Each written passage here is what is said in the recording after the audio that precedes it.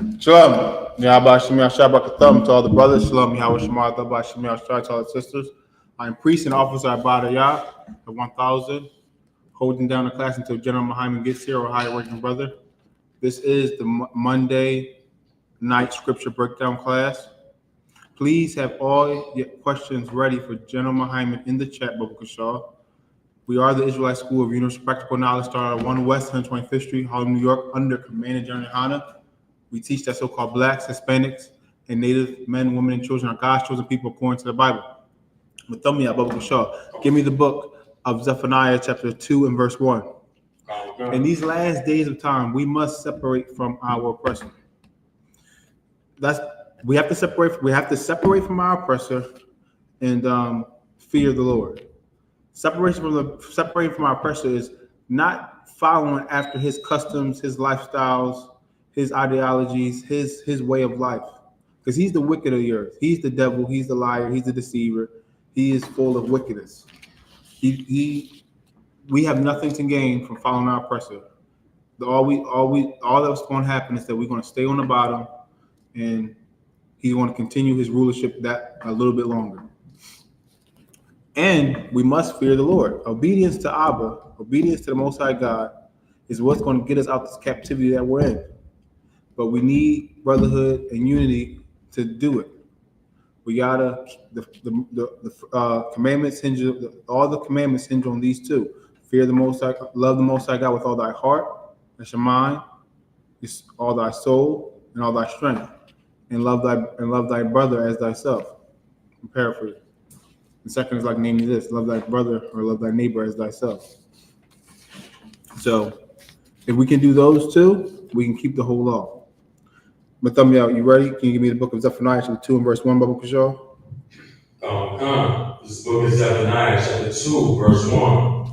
Gather yourselves together. It says, gather yourselves together. Where should we gather together? In the Israelite School of Universal Practical Knowledge under Commander General YAHANNA. Yes, Commander General YAHANNA is the man to lead Israel in these last days of time. He holds the seat of Christ on the earth until he returns. The Most High God raised up the I.S.U.P.K in 1969, and it kept rolling ever since. We are the home of the truth. The fake Israelite groups that's out there, you gotta leave out them. You gotta come out of them and come to the I.S.U.P.K. That is against Christ. You're going against the Most High. You're not following order. You're not doing things decently in order. You got to come through the straight gate, the narrow way. Broad is the way that leads to destruction. That's the destruction. The fake Israelite groups, the Christian churches, the Muslim mosques, Buddhism, Christianity, of course, Hinduism, all the other religions, all the other idols of the heathen. And idols is just vain. It means nothing. It holds no weight. They can't help you, hurt you, harm you. They can't eat, talk, sleep. They can't do anything. They're nothing. They're meaningless objects. Read it again from the top of the show. Come. Book of Zephaniah, chapter 2, verse 1. Gather yourselves together. Gather yourselves together. It says, gather yourselves together. We have to gather ourselves together in these last days of time in the I.S.U.P.K. We got to join. We got to tune into these classes. Tune into the all the radio shows, Cross the Line, Black Watch, Round Table of Truth, Let a Hebrew Speak, and all the other radio shows that are in the I.S.U.P.K. Public Show.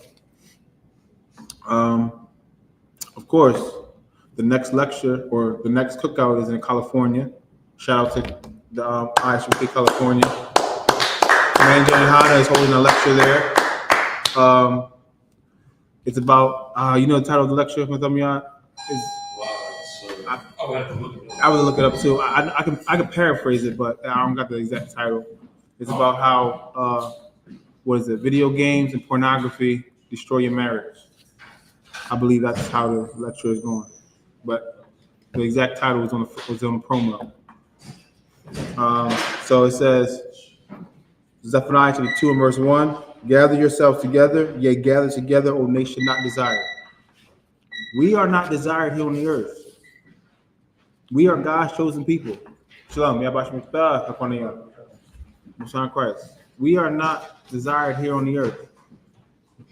We are God's chosen people. So the other nations hate us. The Most High considers them as spittle, as nothing, as a drop that falleth away in the bucket. We have all the Most High God's love. He gave us. He gave us His law, statutes, and commandments. He gave us everything, and gave them nothing. But our disobedience separates us from our power, the Most High, and He has to chastise us and put us in and punish us. And one of those punishments was Deuteronomy 28 and 68. We'll be taken on those slave ships. We're going to Egypt again. With ships. By the way I speak unto thee, thou shalt see it no more again. And then we'll be bondmaids, and we'll be bondmen to our oppressor, who is ruling the earth today. Esau, so-called red man. He's red. His blood showed through his skin. He came out red and hairy all over. Read on, Baba Kushal, in Zephaniah chapter 2 and verse 2, Baba Kushal. Verse 2. Before the decree bring forth. Before the decree bring forth. That's the when the Most High God sends Yahushua and Mashiach back to free us out of the captivity that we're in. That's what that is. Go ahead. Come. Before the day pass as the chaff. Before thermonuclear fire comes to a city near you in this land called America. Thermonuclear fire will happen to America. All the past kingdoms have fallen. Why can't America fall? Babylon will fall to rise no more. It will fall. The daughter of Babylon. Go ahead. Come. Before the fierce anger of the Lord come upon you. Right. Go ahead. Before the day of the Lord's anger come upon you. We don't want to experience the Lord's wrath. We already experienced His wrath right now.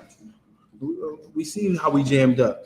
High blood pressure, high cholesterol, diabetes for not keeping the laws and the dietary laws. Leviticus the 11th chapter.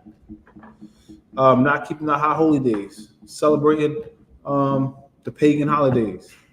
And then we get unlived on those days. Look at Labor Day. We got a lot of unalignment in Philly alone and in Chicago. We don't want to keep suffering the same punishments over and over again, these generational curses. Because when we don't keep the law, we teach our children not to keep the law, and then they teach their children not to keep the law, and then when we come back to our children, we don't keep the law. So we today got to break those generational curses by keeping the law. It always came back down to it. Adam was supposed to keep the law. He was not supposed to listen to his wife and his wife Eve, and Eve was not supposed to listen to the serpent.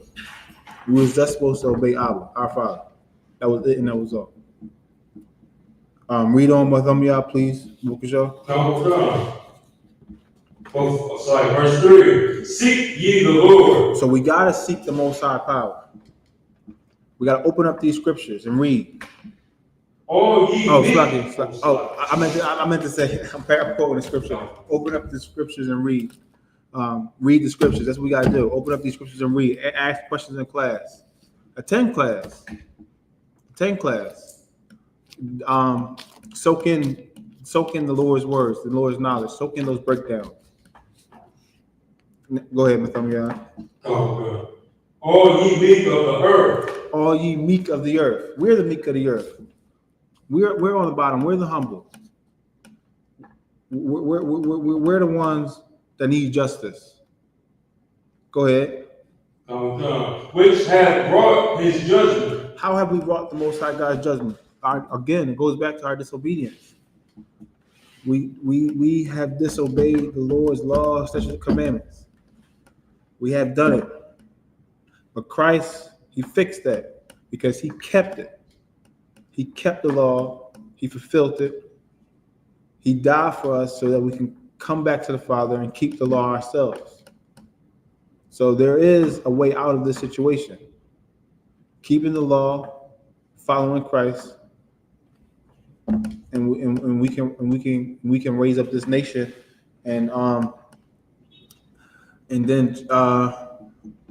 hopefully that will cause the Most High God to look upon us and see that we are being the righteous people that He wants us to be.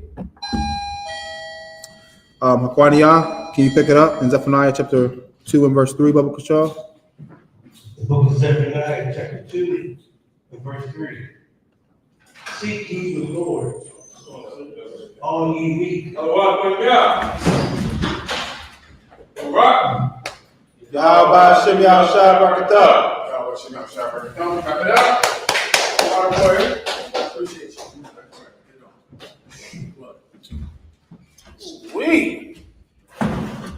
Let's rock it out, Akim, if you don't mind. Let's get it in. I'll answer all of your questions online. Questions about Chicago, Baltimore, Donald Trump, the economy, your preacher, your reverend, your wife, your children, your husband. Mi nombre es General Mahayaman, servicio a placer de la General YAHANNA. Bienvenido. Gracias por unirte esta la noche. Somos la Escuela Israelita de Conocimiento Práctico Universal. Comenzamos en 1 Oeste Calle 125, Harlem, Nueva York, desde 1969, debajo del mando General YAHANNA. Carnales, esta es la verdad. Si tú eres hombres, españoles, negros o indio nativo, tú eres Israel, el pueblo elegido de Dios. Tu madre y tu padre dicen que somos un culto y mantienen su iglesia sin culpa, pero su iglesia es culpable de todo lo que nos están pasando. All right, with that, I'm ready for your questions. Let's get it on. Any questions online? Yes, sir. This is from Michael Wilson. Shalom, General. Can a brother that is a senior officer give an order to someone of the same rank that was raised up after them? Oh, no. A brother of the same rank is a peer. So if you're the same rank, then you're a peer. But he said something in the beginning about senior officer. I don't understand how they're the same rank then. What does he mean? Read it one more time. Shalom, General. Can a brother that is a senior officer give an order Keep going. to someone of the same rank that was raised up after them? Okay, I think I understand now. The concept you might be thinking about is operational command.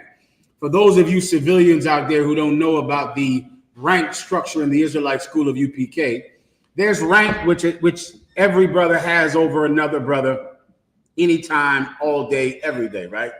Then there's a different kind of rank, which is operational command. And this would indicate like a situation where these two brothers might be the exact same rank, which makes them peers. They're neither of them is senior. They're equals. They're peers when it comes to our rank structure. But this brother might have operational command over the maintenance department. So even though you're the same rank, this brother is senior in the maintenance department. So whoever joins the maintenance department has to follow his orders when it comes to the maintenance of the school. And that's operational command. So yes, two brothers, you're the same rank, but you're in the flyer department or the computer department or any of the various departments that we have in the Israelite school of UPK. Whoever is in charge of that department has command over the department. So whoever works with him works under him. Everyone understands. I pray. Anything else? Go ahead. This is from Trooper Chicago. What does it mean now that the president changed the Department of War? It means nothing. It's marketing. What Donald Trump did, to change the actual name of the Defense Department, it would take a vote in Congress. What Donald Trump did is use his power to market it differently. but technically the name of the Defense Department is still Defense Department. What he did was market the name, so he can put it on paper. He can put it on the put it on the front of the building. He can do things that don't actually change the name. It's a nickname. That's the best way to understand it. He gave the Defense Department an official nickname, and he named it something that it hasn't been named, I think, for 70 years, which is the Department of War. So it doesn't change anything about the Defense Department, but it should highlight something to you that your preachers don't want you to know about our oppressor. The white man is exactly who we teach he is. Everything we have ever said about our oppressor has been proven true in the actions and the rhetoric of Donald Trump. Something that your Christian preacher didn't want to notice. They didn't want to see it. Donald Trump does not allow them to close their eyes to the truth of our oppressor. Donald Trump changed the name of the Defense Department to the Department of War because that is what is in their heart. Precept. Or it's in the Bible. It's in the Bible. War is in his heart. War is in his heart. That name change doesn't change the inner workings of the department, but it satisfies a need in white people to always feel like they are attacking someone and hurting someone. We brung this out a while ago under commanding General YAHANNA. Schadenfreude. Our oppressor is sickened with a mental disease, and that disease has a technical name. It's called Schadenfreude. Schadenfreude is the pleasure that a person receives from the suffering of other people. Our oppressor doesn't want to do defense. He doesn't want to defend himself, even though the Defense Department does the same things it always has done, which is oppress people all over the world. But even calling it Defense Department was just too innocent for white people. It was just too passive. They needed to change the name to something that means I attack, I hurt people. I hurt people because they get pleasure from the fantasy of hurting someone. Now give me the precept. Please, Trooper. Book of Psalms, chapter 55 and 21. Mm-hmm. Says, Go one verse above it, please. Says, he has put forth his hand, and such be his peace with him. This is Psalms 55 and what? 20. This is a perfect old school One West precept about our oppressor. He hath put forth his hand against them that be at peace with him. Who is he attacking? Listen, Donald Trump is sending the National Guard to Chicago to stop crime. The National Guard to Los Angeles to stop crime. What did he do on January 6th? Nothing. And that was happening outside of his door. Donald Trump was president on January 6th. Police officers were being beaten to death and pepper sprayed and strangled. He still didn't send the National Guard, and it happened where he lives because he doesn't consider those people criminals because they're just like him. So they weren't criminals. So then what is the real reason that he's sending the National Guard to Chicago? It is not to stop crime. Else he would have done it on January 6th. He's sending the National Guard to Chicago to hurt people who are not like him, to hurt people who don't look like him. The white man can't stop crime in Chicago. The white man created the crime in Chicago. The white man started the crime in Chicago. The white man is the reason for the crime in Chicago. He damn sure can't stop it. He created it. So Donald Trump wants to go to Chicago just to hurt people because he has raised forth his hand against people that are at peace with him.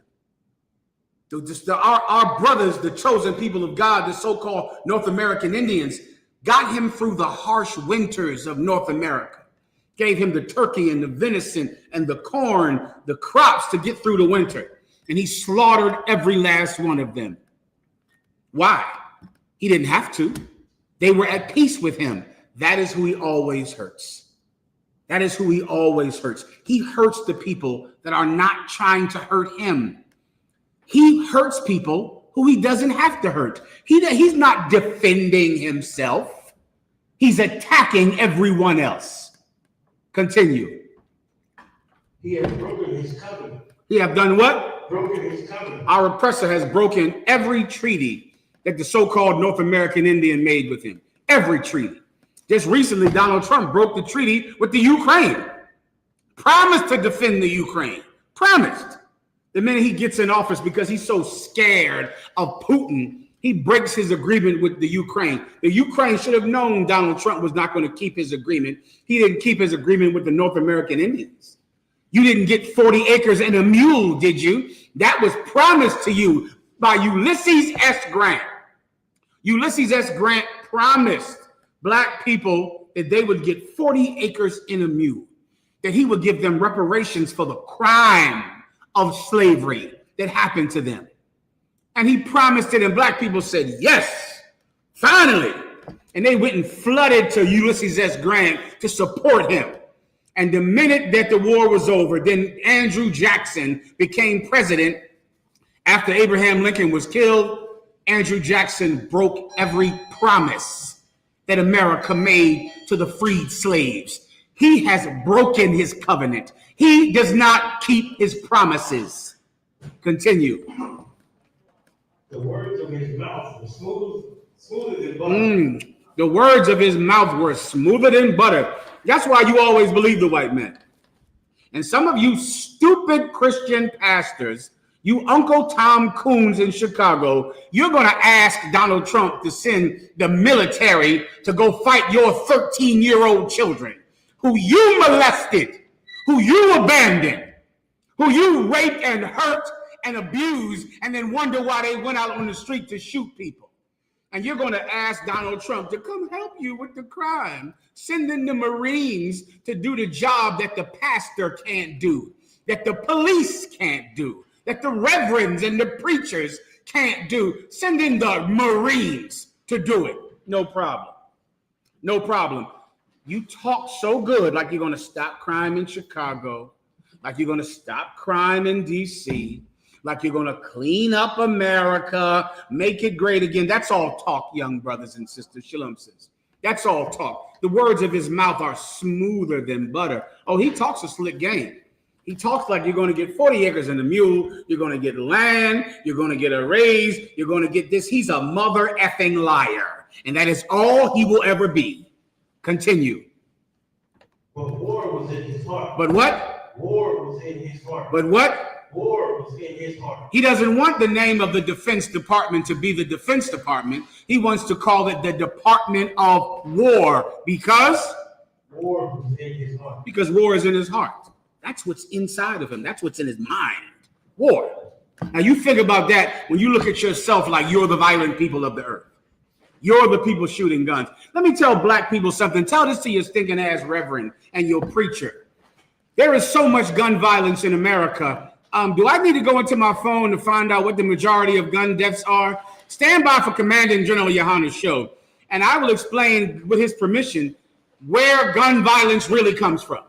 It doesn't come from Black people. You look at yourself like you're so wicked and you're so evil because white people tell you that the crime that's committed in your neighborhood is just so extreme, so big, that we need the military. We need stop and frisk. We need the police to beat up our children. We need that because our crime is so big. You believe the propaganda from white people about yourself. That's a lie. Crime in the Black community could be cleaned up overnight if you preachers would stop molesting children. Oh, then the children wouldn't be broken. If you would stop abusing them. If you would stop getting high. If you would, selfishness is what causes death in our community. Parents don't care about children. Children don't care about their neighbors. And all of us believe that doing so makes us more American. That's what will stop crime. Not the Marines, who are not police officers, but paid killers of people. That's what Marines do. They're paid to shoot people. They're not social workers. They're not child advocates. They're not juvenile specialists. They shoot people in foreign countries. Listen, I got to move on. Stand by for Commanding General YAHANNA's show earlier, and we'll go into the truth of gun violence. Any other questions? This is also from Michael Wilson. He clarified on his previous question, sir. No problem. I was meaning not operational command, just two brothers that go out, and one was a 5,000 2 years, then someone becomes a 5,000. Can you get orders to give them some work done? Okay, two brothers that go out to speak, I'm assuming. When you say go out, do you mean go out to camp? Go out in an operation? Answer that question, please. Give him a second. Answer it quickly, Ak, all right? You brothers can call in too. It might make the questions more efficient.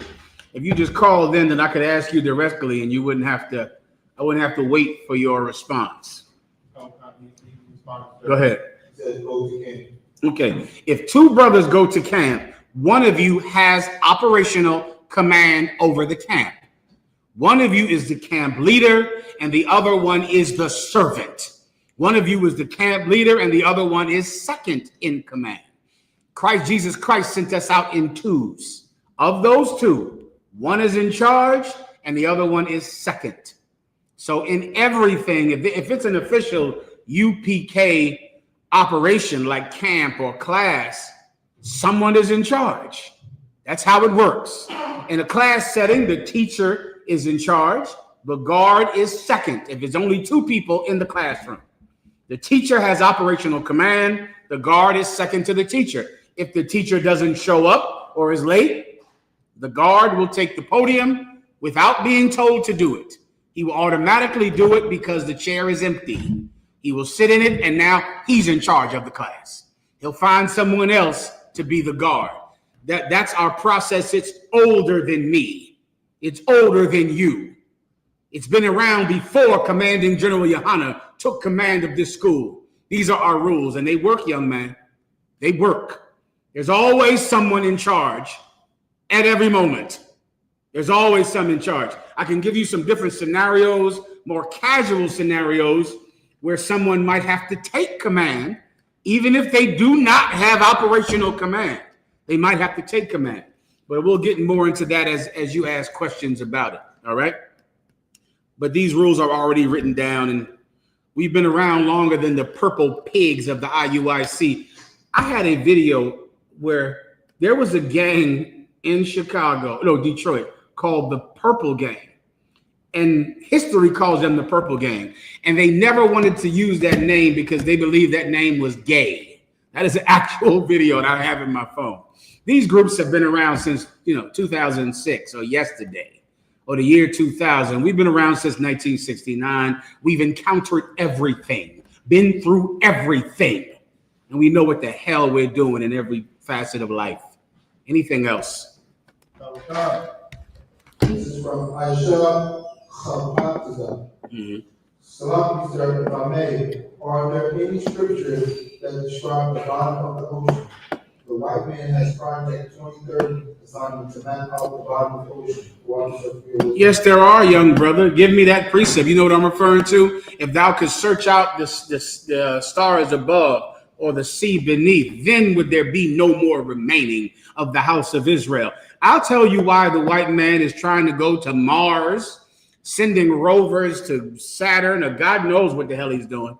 The white man is exploring the entire universe. He's exploring the depths of the ocean, the deepest places in the ocean that are basically alien environments. I mean, so deep in the bottom of the goddamn ocean, it's another world down there. He's exploring these places for one reason. He wants to search out every corner of the globe, every corner of the ocean, so that he can become the chosen people of God. He wants to rule the universe.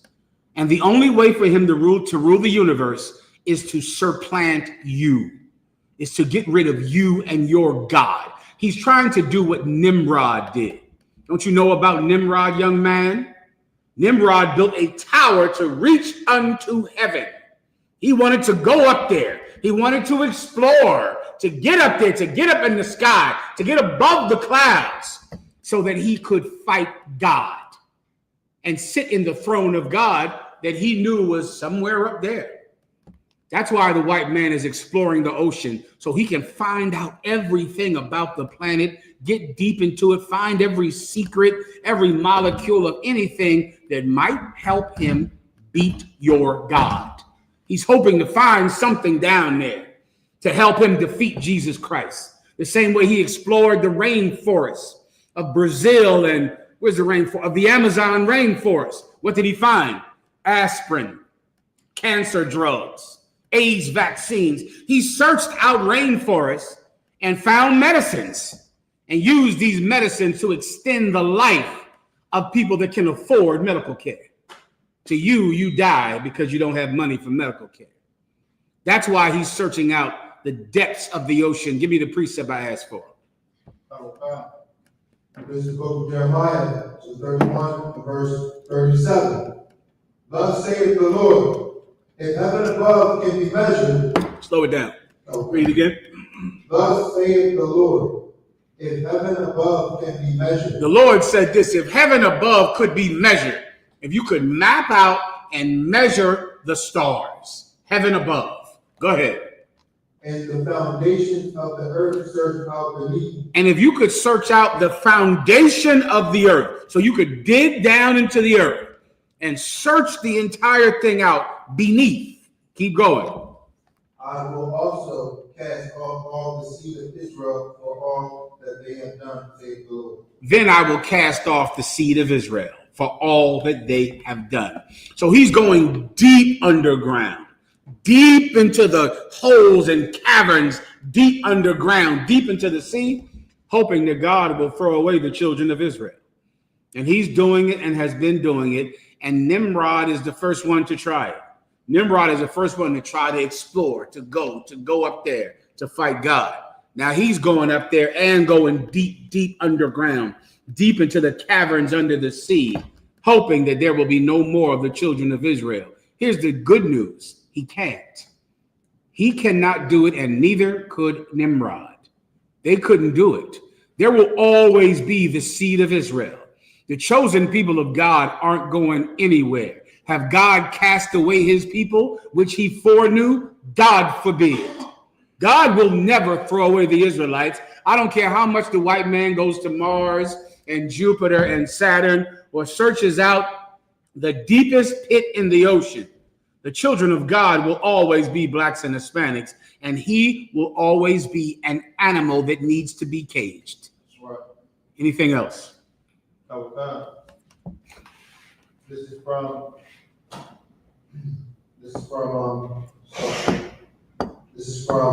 I.S.U.P.K. Sir, can I get a general breakdown of Romans 4, verses 4 through 5 for sure? No problem, warrior.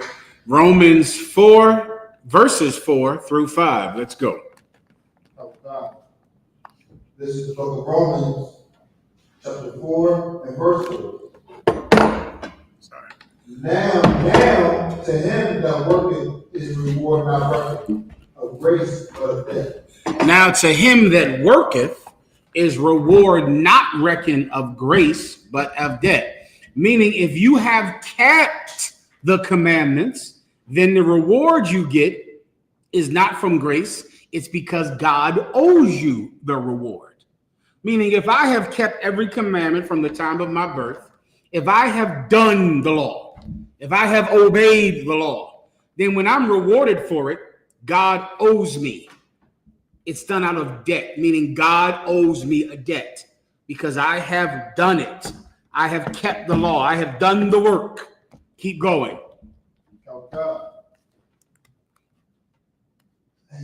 Now to him that worketh is reward not reckoned of grace but of debt. Verse 5. But to him that worketh not. But to him that what? But to him that worketh But to him that worketh not. Now this is all you need.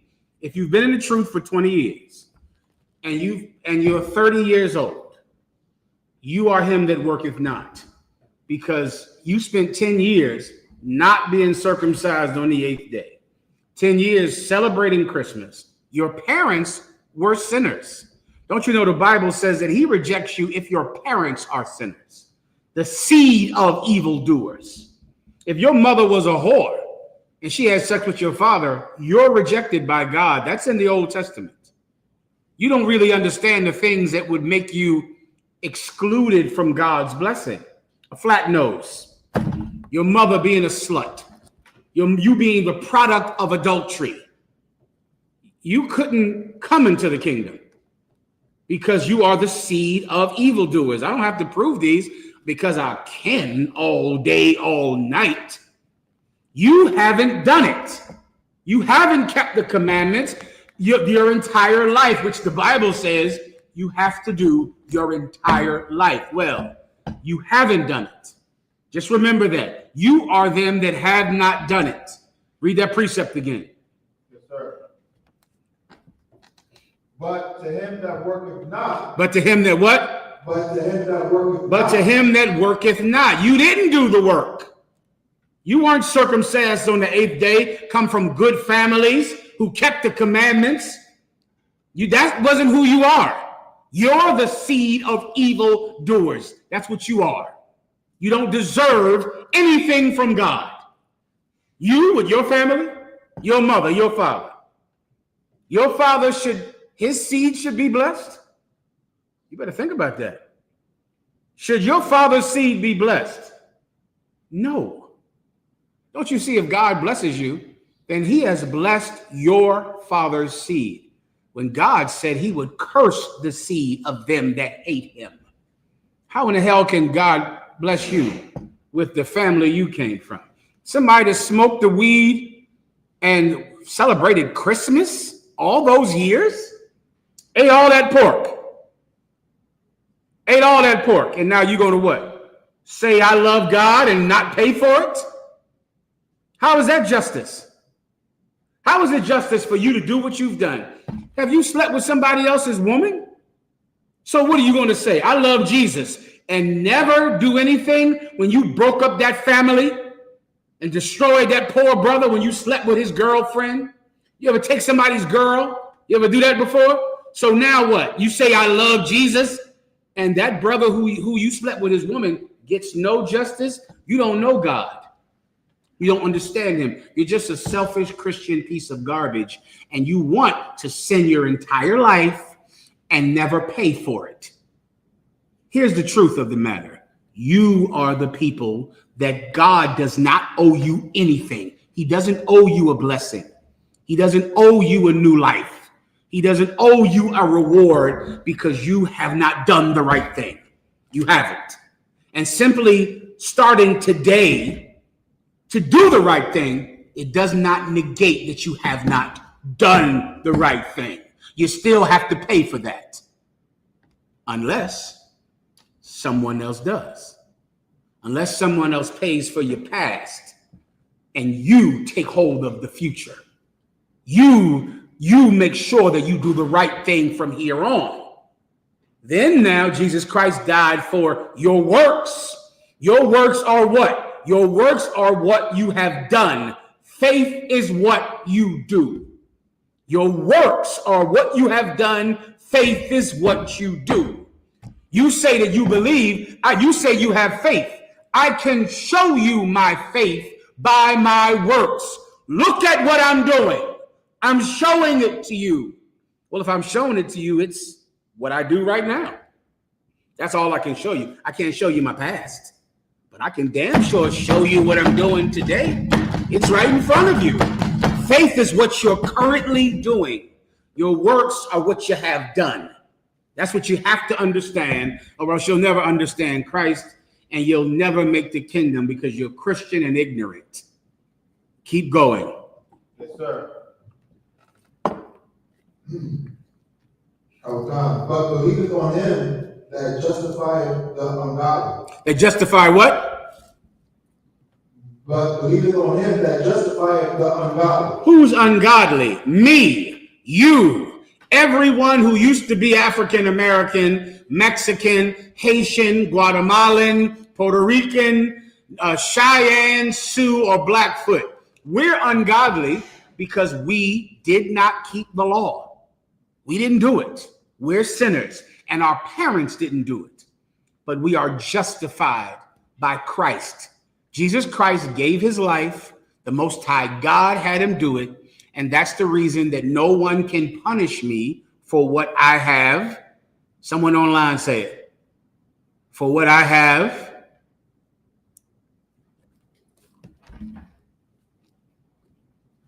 I'll give you 5 seconds. No one can punish me for what I have done.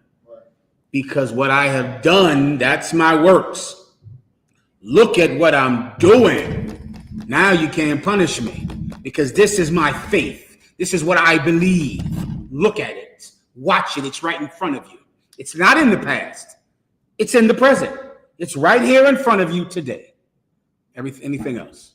Yes, sir. Go ahead. This is from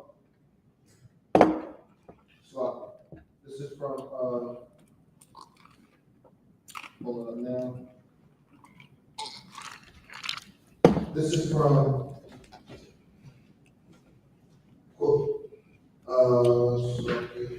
this is from God. Please, ven otra vez, please. Gracias. Perdóname.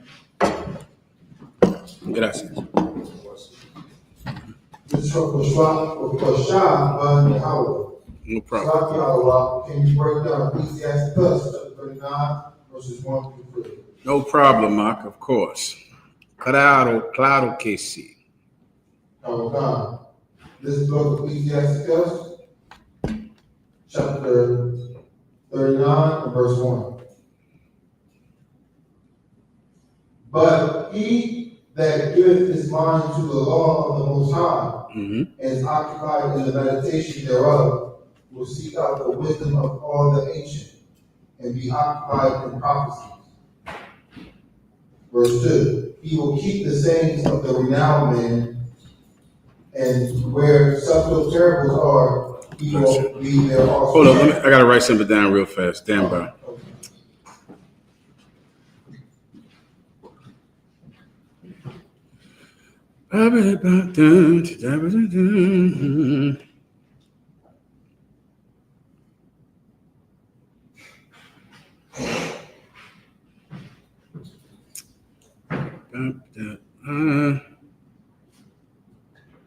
Okay. All right. Ask the question. Yes, sir. You want to jump?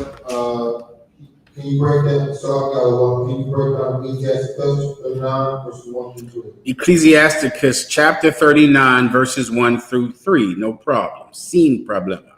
Go ahead. This is the book of Ecclesiastes 39 verse 1.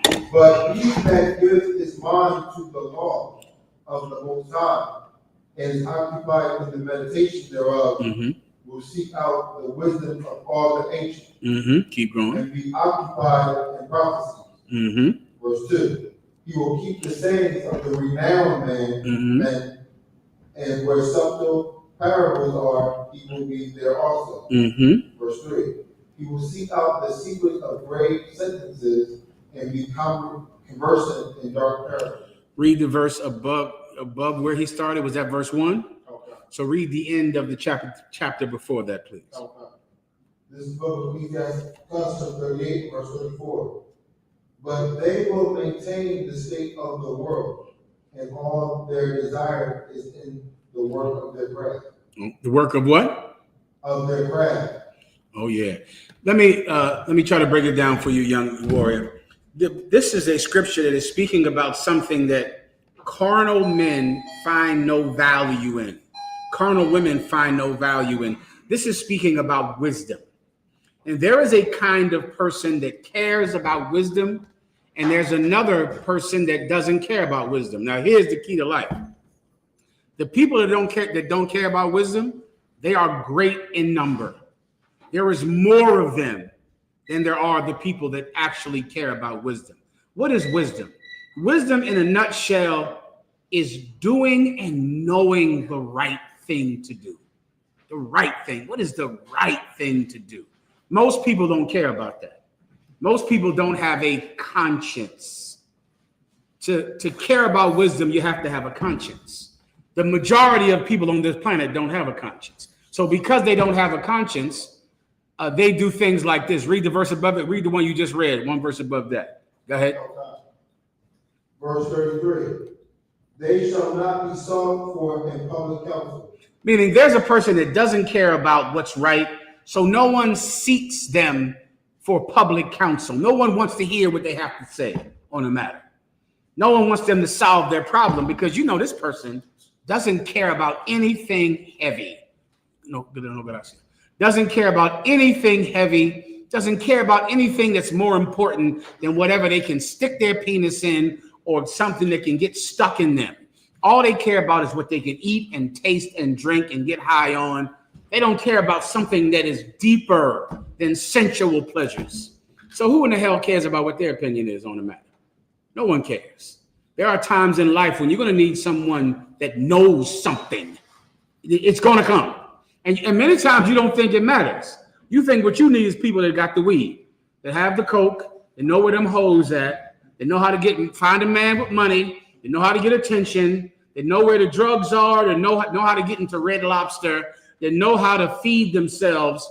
You think that that is the only thing that matters in life until something happens that is deeper and more profound than you are prepared for. Oh, then you need a man of wisdom. Then you need someone that is up to task, up to the occasion that you're in life. And that is going to happen to you. So because of that, you need to find someone like that. No one will look for you in those times because what are you? You're a party slut. That's what you are. You know how to get purses, I guess. That's your whole thing, purses. And you're some man that knows everything about fashion or dancing. So then, okay, when I get cancer, I know not to call you. When my children are missing, you're not the one I call. You're the one to call about video games and whores and strip clubs and what this rapper is doing or saying or where the drugs are. But of course, when the tragedy comes, I won't look for you and no one else will. But if no one looks for you in tragedy, then you can't lead anyone. Because that's an essential part of leadership, to be sought after in a time of tragedy. They won't look for you in that time. Continue.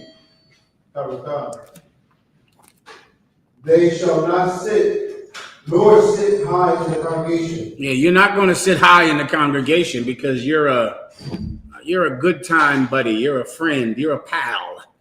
You're a fella. That's what you are. But you're no one that anyone should listen to. Continue. They shall not sit on the judge's seat. You get that? You'll never be a judge. Who in the hell would come to you about judging something? You. Keep going.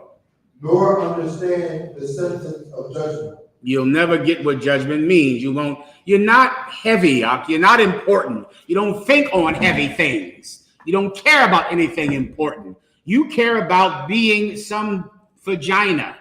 You care about things that mean nothing in life, and that is your reputation, and no one will think anything else of you. Keep going. They do not declare justice and judgment. You don't declare justice and judgment, which is why Commanding General YAHANNA teaches us not to be alcoholics, not to be drug addicts, not to be vagina hounds. And men, what's that word they use for a man that has sex with a woman and he throws her away? A womanizer. You're not allowed to be a womanizer and be in the Israelite school of UPK. What are you, just a penis? You just have sex with a woman. After you do it, you throw her away? Well, who in the hell is going to depend on you and talk to you? This brother has problems with his wife and his kids. You wouldn't know anything about that. You have sex with women and never call them again. So who in the hell is going to talk to you? You're a drunk. They pick you up off of the floor in bars. You pissed on yourself the last UPK function. You had to get thrown out. How many times have you been thrown out of a place because you're so drunk? What do you want them to do? Come to you for your opinion on a serious matter? Never. Continue. And they shall not be found where parables are spoken. And they won't be found where parables are spoken. Parables. What's a parable? A parable is like a metaphor, an example that can make someone understand something, right? That makes a very complicated issue simple to be understood. That's a parable. All right. They're not coming to you for that. They'll come to you for when it's time to get high. They'll come for you or to find out where the hole's at. They'll come to you, but not to understand something that is otherwise difficult to understand. Continue. Okay. Verse 34. But they will maintain the state of the world. But they will what? But they will maintain the state of the world. But they will what? They will maintain the state of the world. You know what the problem is with someone who doesn't care about anything that is more important than what they can suck, eat, drink, is that the world can never change with people like you. The world can't change. The world is the state it's in because Donald Trump only cares about what he can stick his tiny penis in. That's it. Or what he can eat, or how much money he can get. That's all. And that spirit rules the planet Earth. And now, how are you going to make things better when you're just like him? That's all you care about. So many of you brothers, you marry some bitch that is just like that. You marry some bitch, and I see him coming, and I go, why would this brother marry this woman here? When this woman is with you because you're exciting to get effed by today, and then tomorrow someone else will be excited. And she has to be happy every second of the day. If you meet a woman that just says, I want to be happy, that's this woman. That's this kind of woman right here. Because that's all her life is. Where is pleasure? How can I laugh, giggle, come, and be made happy? How can I get that? Can you do it? Okay, I'll take that. Wait a minute, I'm not happy now. I thought I was going to be happy. Now I'm not happy. Now I have to leave you. Because she is like a mouse chasing cheese. She's just searching for happiness everywhere she goes. Well, she's not staying with you. Brother, some men are exactly the same way. You come into the truth. Why? Because you're hoping that what the UPK has will help you, will make your life great. And then you come into the truth and you suffer for being in here. You lose your job. You lose your wife because you're One West. Your kids don't want to talk to you. Your life doesn't get better. It gets worse. Oh, man. You didn't come here for that. Ever since I joined the school, stuff been happening to me. Ever since I joined the school. You ever think about leaving the school? That might be the answer. Because I know you were having a ball before you were in the school. Maybe the thing you're in is not the problem. Maybe it's you. Maybe you're a piece of garbage and you really brought garbage into the school. Maybe the school is better without you. Why don't you go find out what you can suck out there in that world? That's what Nasty Nate did at the IUIC. He used to be in the UPK. And then he saw how brothers in the UPK were just having so much polygamy and having all these women. And it made him argue with his wife at home. Now Nate is at home getting in arguments. Oh, you think I don't know what I'm talking about? You know who's saying it. So you know I'm telling you the truth. Nate was in the UPK having to argue every night with his wife because he was around us. And women don't like to see you with us because they know we get a lot of women. They know that about us. And you're going to have to argue every night with your wife because you joined us. Every night. Before you know, you're like, man, I'm losing my family. You know, man, my wife arguing with me every day. Well, you should leave like Nate did. Bishop Nate of the IUIC. Now his wife is happy. The IUIC, that's your baby mama's favorite Israelite group. Your baby mama's favorite Israelite group is the purple gang of the IUIC. She's not going to argue with you. She's going to be very happy that you do that. But if you're a One West stop, you're going to have to argue with that broad you got at home because she is a pig. She's disgusting and vile. Please. Are you saying that women don't like brothers in the I.S.U.P.K because they have a lot of women? A certain kind of woman. There are good women and bad women. The sister just said, are you saying that women don't like brothers in the I.S.U.P.K because they got a lot of women? Certain women, absolutely. Those women are more in number than the good women. But there are good women that love us because women like us. They're attracted to that. You understand? Some women don't want a man who can't get a woman. You know what I'm talking about? I bet you do. Some women absolutely do not. They see you and they go, nobody wants you. And they don't want you because nobody wants you. Oh, but then there's a UPK brother that everybody wants. And she likes that. She likes the thought of being one of your wives. The thought of it makes her giggle that she could be one of your wives. That's preferable to her than being, some Christian, some corny Christian idiot who only has one woman, but will molest her children and will have sex with boys and prostitutes. She'd rather be one West. You get it now. All right. Keep going. Everybody gets the point here, right? I believe I answered the question. Is there anything else? Yes, sir. Next question, sir. Go ahead. This is from YAHANNA, SHALAM, Mahayaman, Mm-hmm. If out of your grace, may I have a breakdown, sir, on Romans 8, verse 19 to 21. Absolutely, brother. Please. Oh, God. This is the book of Romans. No, go ahead. There's no charger up here. If not, don't worry about it. I'll do it upstairs. You got it. Go ahead. This is the book of Romans, chapter 8 and verse. How's my sound, everyone? I forgot about the microphone. I wasn't talking into it. Make sure my sound was good online, please. All right. Let the brother know. Put a 1W up there if my sound was all right. Go ahead. This is the book of Romans 8, verse 19. Mm-hmm. For the earnest expectation of the creature waited for the manifestation of the sons of God. Absolutely. The earnest, give me one verse above it. Oh, God.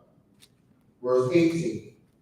For I reckon that the sufferings of this present time are not worthy to be compared with the glory which we shall be revealed in us. For I reckon, I believe that the suffering of this present time will not compare to the blessings of the future. Give me the book of Job when the Most High said, ask the beasts and they shall tell thee. I'll break this down for you if I could, young brother. Every blade of grass, every insect, every animal is waiting for the children of God to rule the planet. Everything. The air wants the Israelites to rule the world. The air right now is being poisoned. It's poisonous. The air wants for blacks and Hispanics to take control of the planet. The elephants starving to death over in India, suffering every day because some filthy corporation gobbles up their land and destroys their food source. The orangutan, which are almost extinct because some disgusting corporation is eating up all of the land so that the animals cannot even survive. The Palestinians want black people, Hispanic people to rule the world. I guarantee you that. I guarantee it. I guarantee the Palestinians every day are thinking, my God, when will the true children of Israel control this planet? I guarantee the Palestinians want blacks and Hispanics to rule the world. The eagle, the condor, the bumblebee. Bumblebees are nearly extinct right now, gone. And without bumblebees, you can't have life on the planet. You cannot have vegetation or food. Right now, think about, there are crops in the field right now. I have videos on it on my phone. The crops are languishing and going rotten in the ground right now in California, in Ohio, in Nevada. They're sitting there rotting, the crops, because there are no people to pick the crops. Because the white man in his vast wisdom, people think white people are so smart. In all of that their smart white intellect, they go and scare the hell out of the people who need to pick the crops. The crops want black people, Hispanic people to rule the world. The vegetables want it. I'm going to read it in the Bible. Tell them where you are. You know where it is? Job? Yes, sir. Please tell them where it is. You coming up, let me thumb you out and read it. You got it. Now comes the book of Job, chapter 12, verse 7. But ask now the beasts. Ask now who? The beasts. Ask the beasts. Keep going. And they shall teach thee. And they'll teach you. You see, you don't know who the devil is. but the animals do. Ask the elephant. Ask him who the devil is. He absolutely knows. Ask some starving orangutan. Ask the fish, starving and sick and full of disease. Ask the turtles. Ask those sea turtles with all kinds of straws stuck in their goddamn nose, tangled up in nets. Ask them. Ask the Alaskan king crab who the devil is. The beasts know who the devil is. You don't. But ask the beasts and they will tell you, sister. Can animals communicate with you? Well, To show that they want us to rule. Like for instance, I got you. Go I ahead. had like a butterfly Mhm. in front of my thigh. They Mhm. just stayed there. We watched them. They just stayed there. Then one time I had an eagle fly over me. They just kept soaring, in the sky. Yeah. I'm thinking maybe that's God's glory to show His glory. When I see that, I think about God and His glory. Give her a hand. The same one that heard you. She just asked, can animals communicate with you? Because one day she saw a bird above her head soaring, a butterfly landed on her and stayed there. The short answer is animals can absolutely communicate with you, but they don't communicate like people. So many times people don't understand animals because it just requires an extra level of empathy to communicate with an animal. You kind of got to be able to communicate by, feeling. A dog, can't say, hey, feed me. A lot of you starve your dogs to death. I don't like that. I don't like someone that is cruel to an animal because the Bible says it's evil. And it says something about you. It says that for you to feed something, it has to say, give me some food right now, or I'm calling the police. And you, because of that, you starve your animals to death. And you got some dog in the basement with dog defecation all over the floor that you never feed. The dog is showing you its ribs, which should do what to you? It should talk to you. When you see a dog's ribs, you should look at the dog's ribs and go, that dog is too skinny. That dog is too skinny. That the dog should whine and you should look at him and you should be like, that dog needs to eat. The dog is barking constantly and suffering. It should make you go, what's wrong with the dog? Forget about these cats. The way you treat these cats is disgusting. You bring a cat in your house, the cat pees on the floor, you throw it outside because you never knew cats peed, did you? You never heard of a cat peeing. You weren't prepared for that miracle, milagro, when that cat peed on the ground.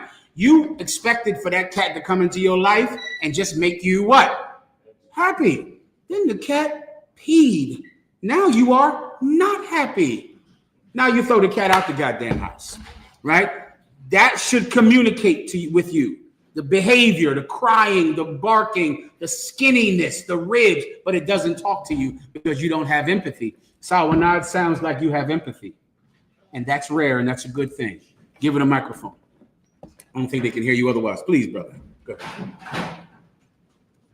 Mm-hmm. So I'm like, you see people walking their dogs, and when the dogs see me, they automatically get excited. Mm-hmm. And they just pull them like, come on. That's a good They thing. get real excited, and I guess because they think I have a good spirit, they can feel it. I know you. Yeah. No, you're good spirits. Well, of course, some of them know, but more importantly, you care about something that you don't have to care about, and that's good. That's a good thing. That's how Donald Trump should be, and he's not. That's how Christians should be. Christians should care about something that you don't have to care about. Children.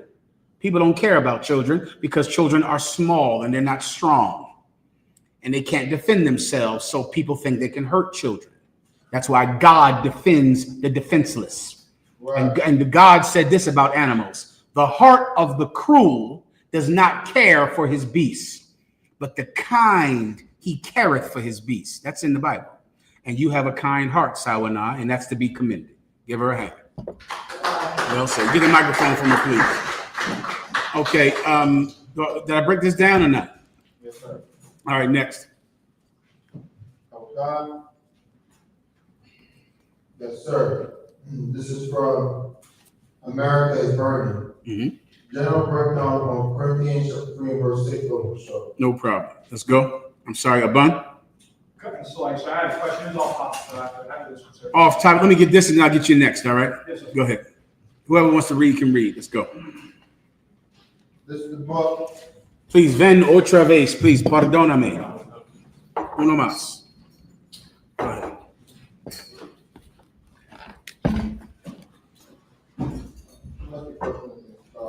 You know what This book of 1 Corinthians chapter 3 verse 6. I have planted, Apollos watered, but God gave the increase. Say that one more time. Oh, okay, I got you now. I have planted, Apollos watered, but God gave the increase. This is another One West UPK breakdown. This is how brothers should work together in the school. When you read the letters of Paul, the letters of Paul are so informative on how to build an organization that is built on a foundation of Jesus Christ. You want to just read it and understand it and come to class to learn about it, because if you did it like this, you'd be able to do what Commanding General YAHANNA did since 1969, survive the storm, survive everything. I met with the FBI last Thursday. That's the 5th time I've met with the FBI. It moves me not. You understand? It does nothing. I could care less about it. General YAHANNA pays for the lawyer. I walk in there and walk out done. No problem. Have suffered every loss. Losses that you can't go through. You're not ready for. But we are. Because this house is gracias. Because this house is built on a foundation that is Christ. Well, Paul is trying to teach us how to do that, right? Here's one. At this time, there was a brother named Apollos, right? And it was this particular place where he was becoming very famous. Now, he was a brother that learned from Paul, but he became to be very popular and everyone loved him and he was very charismatic. And then people tried to come to Paul to separate him from Apollo, to consider Apollo a threat, similar to what happened in the Nation of Islam, where Malcolm X and Elijah Muhammad, at one time, Malcolm X, all he could say was, the honorable Elijah Muhammad saith. The honorable Elijah Muhammad saith this. The honorable Elijah Muhammad saith that. Next year, Elijah Muhammad is trying to kill him. And he's saying Elijah Muhammad is the evilest nigga that ever lived. They broke up. They broke off from each other. In the UPK, I mean, break-offs in here are, my God, they rare, like 20 years ago, something like that. 20, 30 years ago. We don't break off from each other in here. That's not something. We don't separate. We don't divorce. We don't leave each other. We don't break bonds that have been built through great suffering and great pain. We don't break bonds in here. Well, Paul is showing you how to not break a bond. They're telling him, Apollos, he wants to go over here when he should be coming over here with you. Paul is saying this. Read it one more time. So neither from the top. I have planted, Apollos watered. I planted, Apollos watered. That's a parable. That's a metaphor, meaning I'm the one that planted the seed. I started it. Apollo came in here and watered it. I'm not against him. Yes, I started it. So what? This brother came in here and finished the work that I started. That is how you run a school. You don't want to ever get jealous of men under you. That is a filthy thing that happens in every fake Israelite group and every church. They all get jealous of each other. They all get jealous. The minute a young brother begins to have a good speaking, now you're jealous of him. Now you want to cut off his videos. Now you want to say, well, brother, you shouldn't be making videos anymore because you haven't tied your shoes, crossed over your hand, you haven't dotted every I, so now you shouldn't make videos anymore. Or maybe you're jealous of this young brother. Is that possible? What in the hell difference does it make to you? You planted, he's watering. Let him water. Let him get 1,000,000 hits. Are we all in the same school? What in the hell is your problem? You don't like his success? He's shining too much? He's getting too many women? You sound like Nasty Nate of the IUIC. Why'd you leave the UPK? There was so much polygamy in there. You hate all the pussy we getting? That makes you upset. So as you're watching us get women, you're mad at it? You don't like it? Celebrate us. Celebrate us. We get a lot of women in here. You're not happy for us? I don't hear you clapping. You should be clapping. Huh? You should probably. You ain't happy for us? The sisters too. Go ahead, Sawana. Y'all should be clapping. Sawana is clapping. You're not happy for us? We get a lot of women out. Lots of them. They all want us. You should celebrate us. You shouldn't hate us. This brother's doing an amazing work. Because you are over him, it doesn't mean you shouldn't be happy for him. You planted, he's watering. It's a farming metaphor. You planted the seed, another brother comes and gives that seed water. What's going to happen because of the both of you? A beautiful tree. Work together. That's the point here. Work together. Continue. Our God. But God gave the increase. But what? But God gave the increase. You stop thinking about who gets credit or who shines the most or who is most important. Forget all of that garbage up. You can't be an organization if you have to have every glory, everything has to be about you, then go be by your goddamn self then. But if you want to be in an organization, you might start it, but another brother comes and finishes it. God is the one that made it work. Work together. Teamwork, young brothers. Do you understand that concept? Teamwork. The UPK is built on the team ethic. We come together. We are one body. Abund, you need the microphone. There's a parallel for this in the world. I'm asking if this is a parallel in the world where I believe the Edomite just said there's too many chiefs, not enough Indians. I mean, everybody wants to be the top heifer, top dog. Yeah. Nobody wants to be Scottie Pippen, the support man. You know what I mean? Give him a hand. He's telling the truth. Let me tell you, this is hard to understand.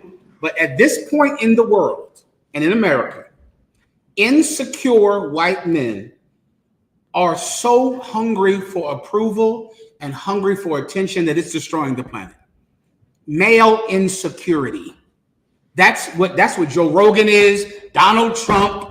Everybody who's like Donald Trump, it's like a white man who just needs to constantly feel like he's the biggest and he's the strongest.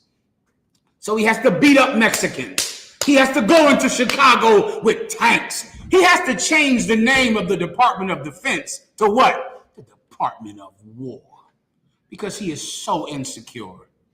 He just never feels like he's manly because white people have very tiny penises. Did I mention that to you? Ask a white woman. Their penises are insignificant. And so because of that, they're always like, we're warriors, we're hunters. We hunt and we're hunters. And we have the Department of War and our trucks are so big. We got big giant trucks. It's just insecurity. And that insecurity means you can't work together. Because the minute this young brother does something great, you feel threatened by it. You feel like you don't want him to be great. You argue, two of you arguing over nothing because you must feel great. You have to fight that insecurity up. You can't work with anyone if you're insecure. You're going to have to feel something that Commanding General YAHANNA is trying to put in you. You're going to have to feel powerful. If you felt powerful, you wouldn't be threatened by anyone. Nothing would threaten you. You would have no fear. So when some brother named Apollo went out and went to some camp and did some great work, you wouldn't go, that damn Apollo, who does he think he is? You would be happy for him. You would know he's finishing work you started and God is the one that's blessing it. Paul is secure. He feels powerful, so he knows how to be a team player. Everyone understands. Abund, microphone, come on. Try to get the microphone before you even raise your hand if you got a question. Go ahead. I have a few questions. First question. Let me make sure I broke that down, Abund. Am I done with that? Was that the last verse? Yes, sir. You got it. What do we teach about the Carthaginians, particularly Hannibal Barca? I know, from what I know, so I can correct me if I'm wrong, Carthage was started by the Phoenicians, which according to history, first I'm asking, according to history, would they be the Canaanites? And then is there anything to say about Hannibal Barca himself? I did some research. I'm not saying he's Israelite, I'm asking. But the word Barca, they're saying that in the Canaanite Phoenician it means something, but there's a Hebrew translation which means blessed. Barak, I think is what it translates to. What do we teach about him, sir? And Okay, Carthaginians. we teach that the Carthaginians were Africans. Come on. That's what we teach, that they are not Israelites, and that Hannibal was not an Israelite. There are tons of, Afrocentric groups that love Hannibal because he was African. But because we are not Africans, we don't teach that Hannibal was one of us because there's no evidence that he ever was. So that's what we teach, if that's your question. All right. Good. Keep going. My next question was on Genesis 12 and 15. Just to understand what was being observed like in real time. It says that Pharaoh had blessed, essentially given Abraham a lot of goods, cattle, land, and stuff because of Sarah. With the modern day, the way to look at it, like if you were seeing the scene, it was like she was a celebrity because of her beauty. Because of that, he earned money, or is it because he was? Who are we talking about? We're talking about Abraham's wife. I mean, he went to Egypt and came. He said that just saving my sister. I got you. My question is like, what was happening in the scene in real time when it says that he had blessed her, he treated Abraham well? Did she become a celebrity, or was it because of her beauty he got in position? What can we teach on what was happening, sir? Okay, to think about it in today's terms, it's very normal to something that could happen today. Let's say you run in a crowd of rulers of countries. What's that broad that Donald Trump is married to? Ivanka Trump, right?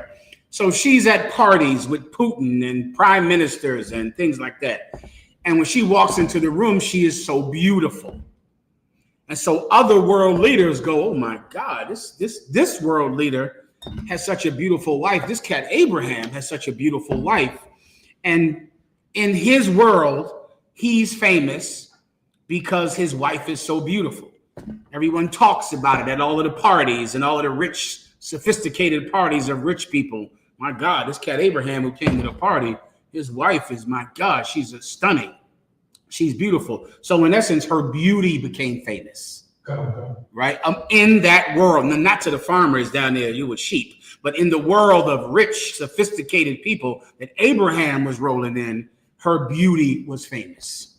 That's your point. Go ahead. My last question, sir, was on the same sort of topic, but in the book of Job, when it says that the Lord blessed him, was that, of course, that wasn't magical. Was it like, we were observing Job, was it, he, basically, like when we say that he got out of the funk, or the jam up that he was in, he worked hard, and because of that, the Lord blessed him? Like, is that what we would have observed, or what would have? Are you asking me, how did God bless Abraham? Sorry, how did God bless him? I'm talking about Job, but it said, Job, I'm sorry. He blessed him twice, etc. Yeah. Obviously, it wasn't magical, so I'm saying if I was teaching that, I would say, when I say like he got out of the jam up he was in, like the funk he was in, and then worked hard, or how would you say this? Okay, a blessing is more tangible than that, and it says it. It says that everything that Job got, he got back that and more. That's in the end of the book of Job. I think it's like 43 or 40. Meaning he got new children. He lost all his children. Right. He got new children. He had more children. He lost all of his cattle. He got new cattle. Imagine your house burns down and you lose everything.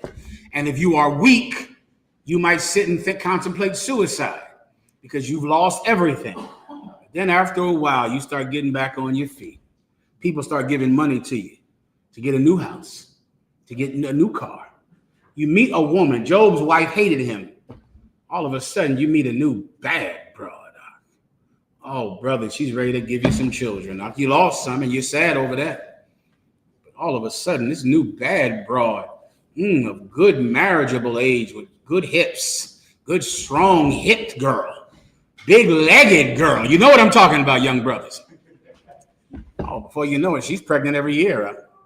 Now, once again, it doesn't take back what you've been through, but you're blessed now because you have new children to love.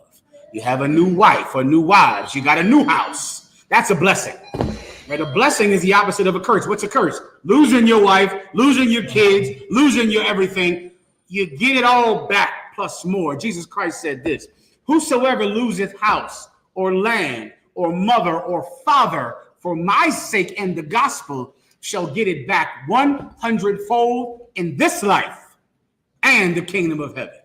So that's what a blessing is, Og. It's getting something from the Lord. It's getting something you didn't have before. Now you got money. You were sleeping in your car. Now you have an apartment, right? You had no friends. Now you got brothers who will die for you. You had no women, now you got 2. You understand? That's blessing.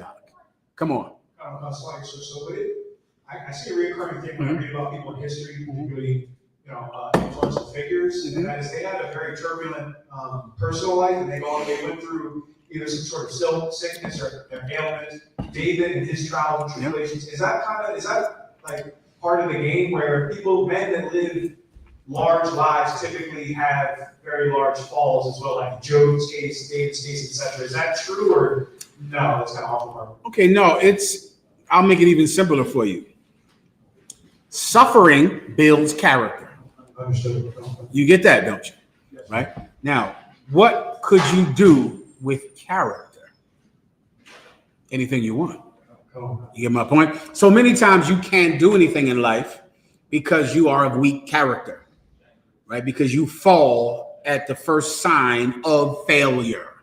You fall. You have weak character. So you really can't go get a job, at a fast food place.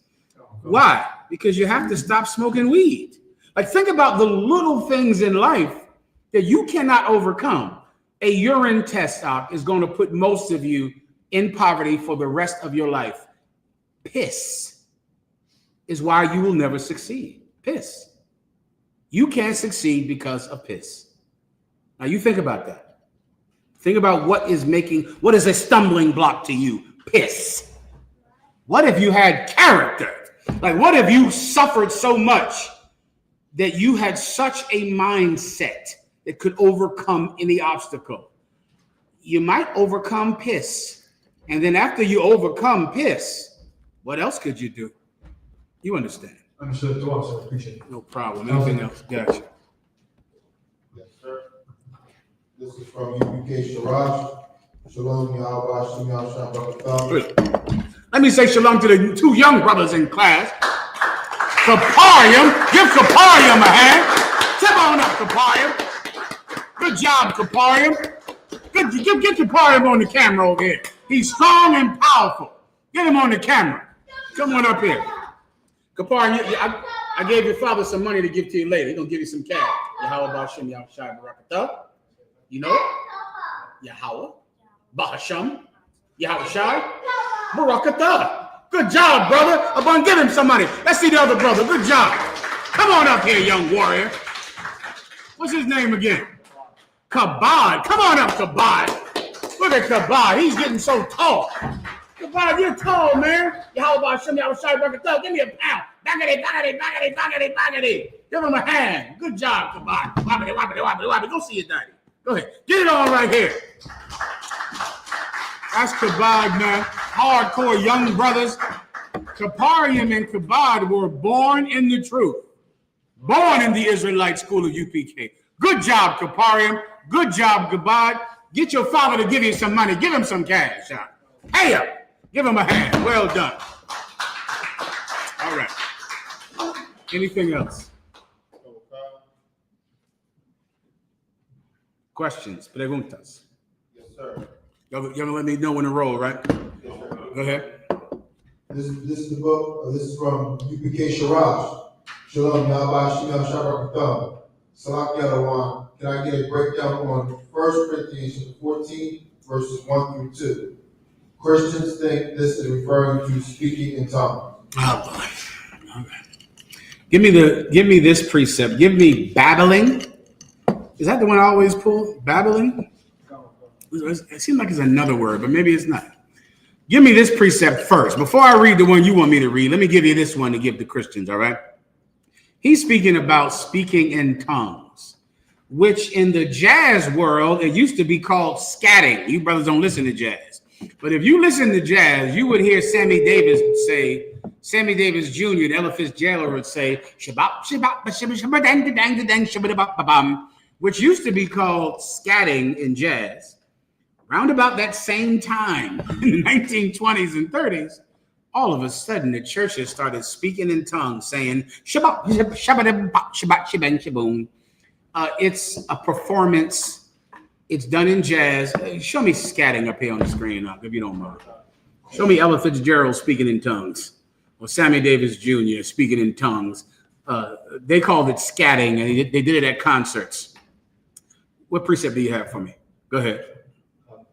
At 1 Timothy 6 and 20, it says vain babblings. Is that? Yeah, that's it. 1 and 2 are come. 1 Timothy chapter 6, verse 20. Mm-hmm. O Timothy, keep that which is committed to thy trust, Mm-hmm.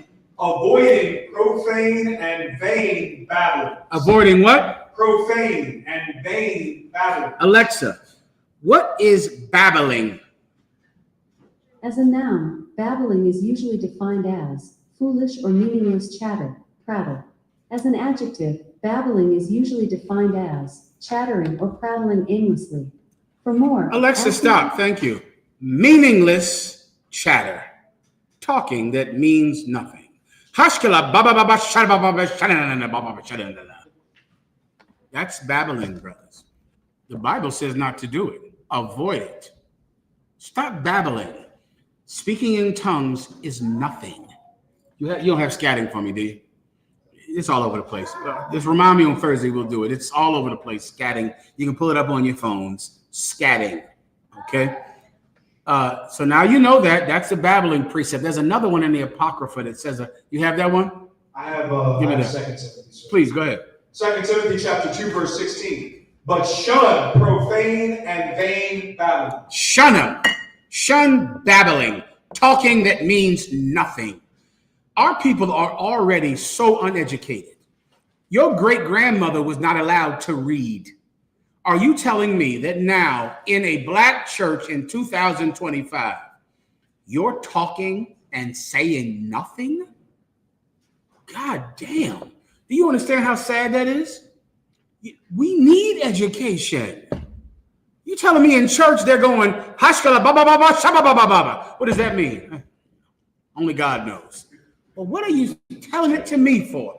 I'm black. My great-grandmother was not allowed to read. I need an education. I don't need words that mean nothing. I need education. Tell me something. Listen, my children are getting left back in school. Donald Trump is bringing a military tank into my neighborhood. My brother got shot. I'm struggling with a weed problem. Reverend, do you have something you can help me with? I absolutely do, my son. Come here closer. Hashkala baba baba shanana baba baba shanana hashkala baba baba. Damn, I came here for help. I'm trying to help you, son.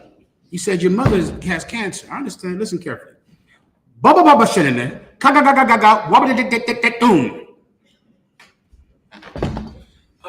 Preacher, I don't know if you understand. Preacher, listen. Preacher, listen. With all due respect, Reverend, Doctor. My children, I found out that my little girl is taking naked pictures of herself and putting them on the internet. And I found out my son has a murder charge.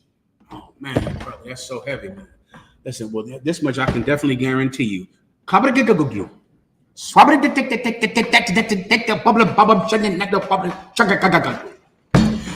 You might need to find a different church because I don't know if that helps with real life problems. I don't know if babbling and gobbling actually does anything when we have real problems. We're not rich people. We don't walk into church with small issues. We're not getting audited by the IRS like some rich white man. You know, our pool boy isn't in there, looking at our wife. We're about to go to jail. We have a murder charge. Our son has a murder charge. We have cancer, high blood pressure, diabetes. Is not going to help us. Avoid babbling. Avoid talking that means nothing. Now give me the precept that Christians are using to say you should talk and it should mean nothing. Go ahead. Oh God, 1 Corinthians chapter 14, verse 1. Follow after charity and desire spiritual gifts, but rather that ye may prophesy. Verse 2. For he that speaketh in an unknown tongue. In a what? In an unknown tongue. In a what? Unknown tongue. He that speaketh in an unknown tongue. Now, the word tongue means language. That's a tongue, a language. So he that speaketh in an unknown tongue, meaning a tongue that no one knows, keep going, speaketh not unto men, He's not speaking to men. Go ahead. but unto God. He's only speaking to God because this language, the people listening don't know that language. Keep going. For no man understandeth him, Because no one understands him. Keep going. howbeit in the spirit he speaketh mystery. Even though actually he's saying something that is so heavy and so mysterious. What is this precept telling you to do about unknown tongues? It's right in front of every Christian that reads it. It's right in front of your face. Read the first line. The first thing you just read, Malak. Go ahead. For he that speaketh in an unknown tongue, The first line. Way at the top. follow after charity. Do what? Follow after charity. Do what? Follow after charity. Follow after, chase. Go get charity. What is charity? Kindness. Kindness, mercy. Go get it. Follow after it. Go get charity. You know what you should be? You should be a charitable person. You should be someone that's kind. Kind to the weak. Kind to the homeless. Kind to immigrants. Kind to children. You should be kind. Follow after it. Go get it. Be charitable. Keep going. And desire spiritual gifts. What should you want? A spiritual gift. You should want a spiritual gift. What's a spiritual gift? Something that is in here, not out here. See, this is a carnal gift, right? A physical gift, money, cars, clothing. But then there's a gift that you put in here. Kindness, mercy, courage. It's in here. It's a spirit. Young brother, microphone, please. Ven otra vez, please.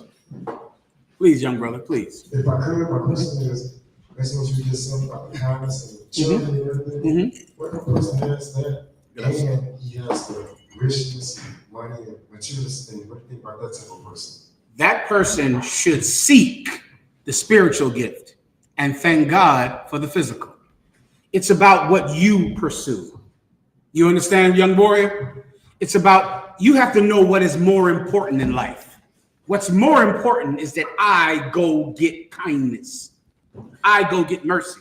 In doing so, God can give me mercy and riches and money and women and power. Solomon, right before Solomon became king over Israel, he prayed to God and he said, Lord, I pray not for the lives of my enemies, and I pray not for gold and silver, but rather I pray for wisdom, that I may lead thy people Israel. God's reply was, because you did not pray for gold and silver. You did not pray for the lives of your enemies, but rather you prayed for wisdom. I will give you wisdom, and I will give you the lives of your enemies and gold and silver. Solomon pursued wisdom. He didn't pursue gold and silver. He didn't pursue revenge. He got it anyway. He pursued wisdom. That's what you have to do in life. You have to pursue mercy. Go get it. And mercy is hard because you weren't given mercy in your life. Would that be correct? Yeah. When you were growing up, the place you came from, the family you were in, people didn't give you mercy. And when you're not given mercy, it's hard to have it. It's hard to give it to someone else. So if I'm not taught mercy from a loving mother, a loving father, a loving environment, how do I ever have mercy on someone else? I will have to pursue it. I'll have to set about my life and go, I'm learning how to be merciful. I'm going to learn how to be kind. I'm going to do it. I'm going to chase it the way a greedy man chases money. I'm going to learn it. In doing so, you're going to get mercy and riches and power and things that you weren't pursuing. You understand, Ark? For what? Keep going. I'm sorry. We got to go? We done? What was the last one? I had a question on that topic. Go ahead. Saying as far as somebody who didn't receive those things growing up. What about like when people often feel like, okay, I didn't receive love growing up or in this relationship. I received hate, and that taught me how to love. I received hate, right, and it taught me how to love. Right. Okay, keep going. So how would someone like that really learn how to love. Their perception of love come from someone that hated. Okay, well, you use a very important word, perception. Okay, many people call a concept a name, and it's not really what it is. Meaning, many people will kill you because they have to be a man. You understand? Many people fight because they have to get respect. But if you don't know what those things are, you might actually be hurting someone who you shouldn't be because you don't know what that is. You understand? They had a line around the corner for people who wanted to be ICE agents in Washington, D.C. Black people, Hispanic people were in the line. And the news went up to the Hispanics and said, why are you trying to be an ICE agent, seeing that they're, hurting Hispanics? And Hispanics, all of them said, because I'm an American and I want to be a real American. You see, someone that's an immigrant who comes to America, they want to be American. But what is that? You know what it means to be an American? To arrest Hispanics, to be a cop that cleans up the ghetto and beats up black people. If your concept is an American is cruel, an American hates Mexicans, hates Hispanics, a real man beats his wife. That's what a real man does. He beats his kids. Your father beats you to death. So when I grow up, I want to be a real father. But what does that mean to you? Sometimes a real father means beating your children with sticks and stripping them naked and beating them with an extension cord, because that's what a father does. You see, your concept of that thing has to come from God, not from you. Let me give you the short answer. The Israelite School of UPK will teach you what it means to be a man. We'll teach you what it means to be a father. We'll teach you what it means to get respect. We'll teach you. The word respect is one of the most misunderstood words on the planet. And black people kill each other over that from before I was born. All my life in the world, I don't know how much harm I did to people because I thought they disrespected me. I think about it now and I feel so effing dumb about something I did to someone at a party because I thought he was disrespecting me. What was disrespect? Looking at me. Look like this. That's it.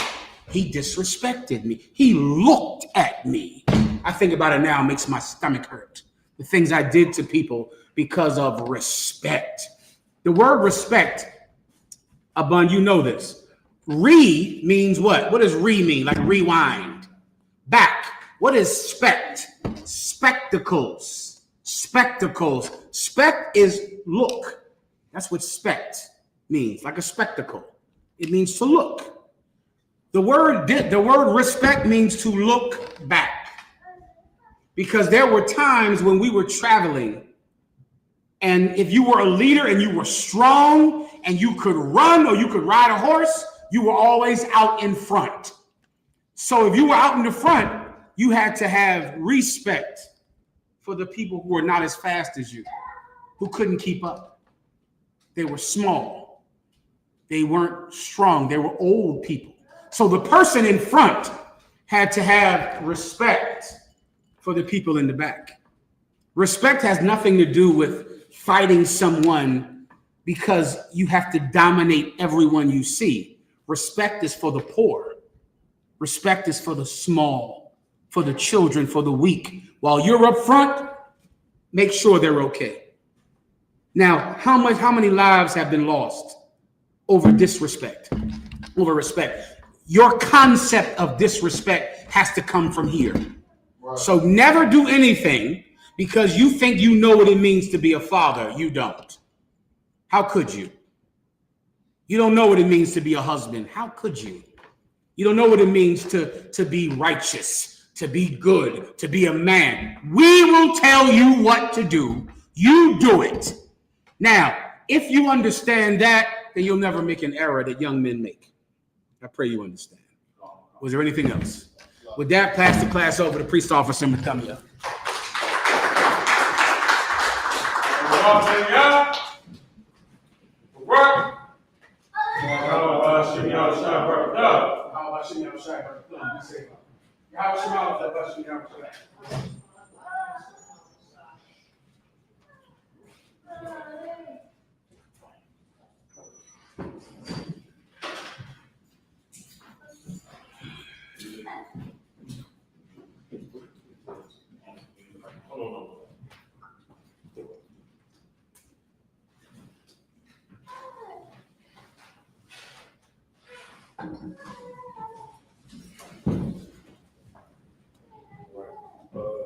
Shalom, which means to be seated. Well, the I.S.U.P.K security announcements, where the I.S.U.P.K started 1 West on 125th Street, Harlem, New York, under command of YAHANNA. Rule for new brother and sister. When a new brother or sister comes into the school, they are off limits for 6 months. They are to be saluted only. They are here to shed themselves to the world. If they need transportation, the teacher will arrange it. After 6 months, if a brother or sister has an interest in a particular person, he or she must get permission from the head to speak to a brother or sister. There is another 6 months in which the brother and sister will court each other. After this 6-month period, the brother and sister will get permission from the head to marry. Ties, which is a commandment, you can find this in Numbers 18:21, Malachi chapter 3, verses 8 through 10. It means the 10th in Hebrew. It means the 10th in Hebrew, Ma'asharah, 10% of every penny of any increase the Lord gives you. Give to the Treasury Department. Priest fund free will offering for priests, not mandatory. Whatsoever amount would like. The next up and coming holy convocation will be the memorial of the blowing of the trumpets, on the first day of the 7th month. It lands on the 21st of September, which is a Sunday. You can find this in Leviticus 23, 23rd chapter, verses 24 and 25. Remind Akim and Akwakim to check the bulletin board in the hallway. And then if any brother wants to be a trooper in the school, to start wearing all black, full shirt, pants, headband, scarf. With that, men of Israelite, Imagine, just means to stand. We're going to give each other a courtesy salute. All right. All right. Men of Israel, I.S.U.P.K, Imagine, Barak, Yahweh, Hashem, Yahushua, Barak, got the Matah, Saw, which means to turn. Sister, Imagine, which means to stand. We're going to give the sister a courtesy salute. Men of Israel, I.S.U.P.K, Imagine, Barak, Yahweh, Shamar, Hashem, Yahushua. Got the Matah, class dismissed.